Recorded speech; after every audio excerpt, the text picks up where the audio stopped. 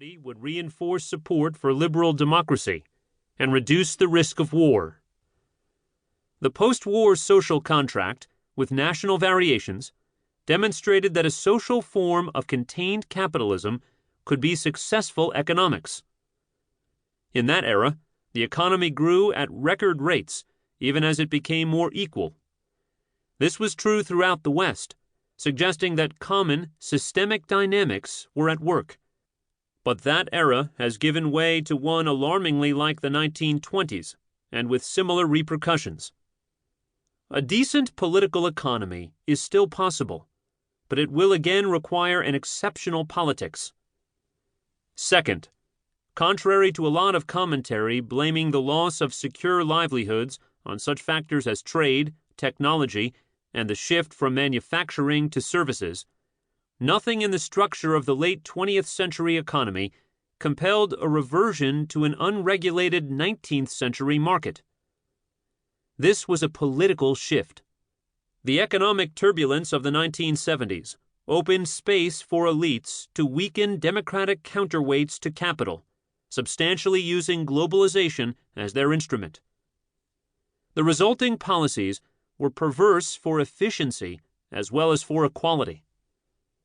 Third, the dominant role of the U.S. during and after World War II is central both to the creation and the destruction of a decent economy. In the early 1940s, America was in a rare progressive mood. The global institutions created in 1944, when American power was preeminent, were intended to allow both the U.S. and its allies in Europe to build mixed economies in the spirit of the New Deal, insulated from the speculative power of private finance.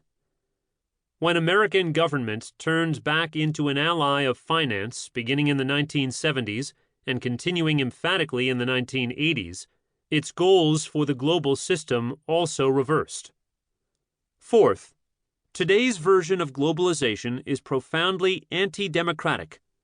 On one flank, global trade agreements narrow the space for national policy and weaken government's ability to housebreak capitalism. On the other flank, the popular revulsion against the results of globalization is elevating anti-democratic leaders, parties, and ultra-nationalist sentiments.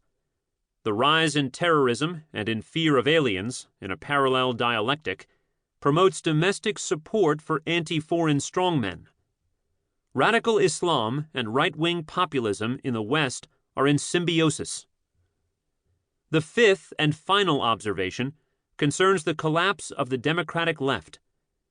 Anger against market excess can go right toward fascism, or can energize a progressive left that anchors a decent economy.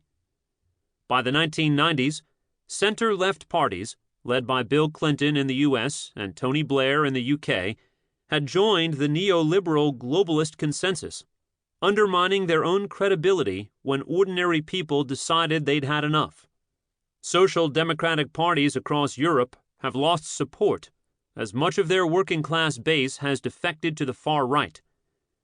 The global regime produced such tight constraints on national policy, enforced by financial markets, that even when further left parties, such as Greece's Syriza coalition, managed to get elected, they found themselves shackled by the system's rules.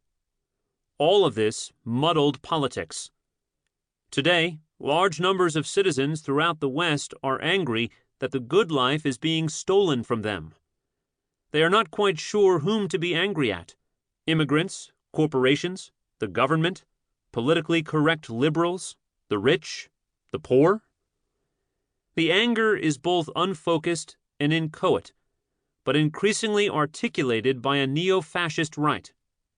The election of Donald Trump and the British vote to exit the European Union, neither of which will remedy the pocketbook grievances, are emblematic of this muddle. After the attacks of September 11, 2001, some commentators declared a clash of civilizations, as Samuel P. Huntington famously termed it, the democratic West against a barbaric form of radical Islam. Well before 9/11, fellow political scientist Benjamin Barber's book title, Jihad versus McWorld, summed it up. The commercial often